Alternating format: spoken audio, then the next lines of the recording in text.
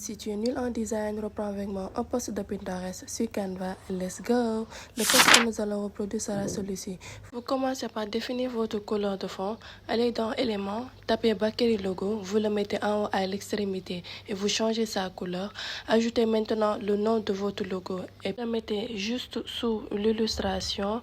Placez un rectangle à côté, redimensionnez sa taille et arrondissez les angles. Ajoutez maintenant votre couleur de choix. Vous dupliquez le texte du logo et vous mettez votre nom dans le rectangle. Pour faire cet effet de texte gradient, vous allez dans App, vous tapez Type Gradient, vous prenez celui que j'ai encadré, ajoutez votre texte, vos couleurs de choix, ensuite ajustez le gradient comme vous le voulez, la taille, choisissez votre police. À vous de choisir vos propres couleurs, vos textes, votre police, tout, et voilà, votre texte est prêt. Ajoutez un rectangle que vous allez mettre sous le texte, vous le redimensionnez comme sur l'écran, arrondissez les angles, ensuite ajoutez des textes dans le rectangle comme ceci, vous le dupliquez et placez l'autre à côté, séparez les deux textes par un trait que vous allez trouver dans Éléments, vous dupliquez le rectangle, les deux redimensionnez, le placez en haut, vous changez sa couleur, vous y ajoutez du texte, prenez un autre trait qui sera en bas du rectangle pour séparer vos icônes et les numéros, mettez un autre rectangle et mettez-y le texte que vous voulez,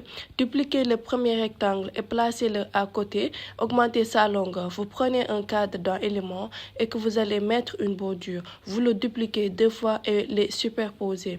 Ajoutez ensuite vos images. Vous allez dans Éléments, vous tapez Cupcake, vous choisissez ce que vous voulez. Moi, j'ai choisi ces deux-là. Ensuite, tapez Shadow pour ajouter une ombre en bas des cakes et vous allez dans Calque, vous les placez sous les images. Toujours dans Éléments, tapez Donut pour illustrer un peu. Moi, j'en ai choisi 3, mis en flou et superposé comme ceci. Puis ajouter un peu de peps. J'ai mis un light sur chacun des 3 côtés de la longueur des rectangles, sorte de touche personnelle. Puis ajouter un mini rectangle arrondi en bas en rouge. Et voilà, ton post est prêt. Et si ce tuto t'a plu, abonne-toi pour ne rien manquer. Bisous!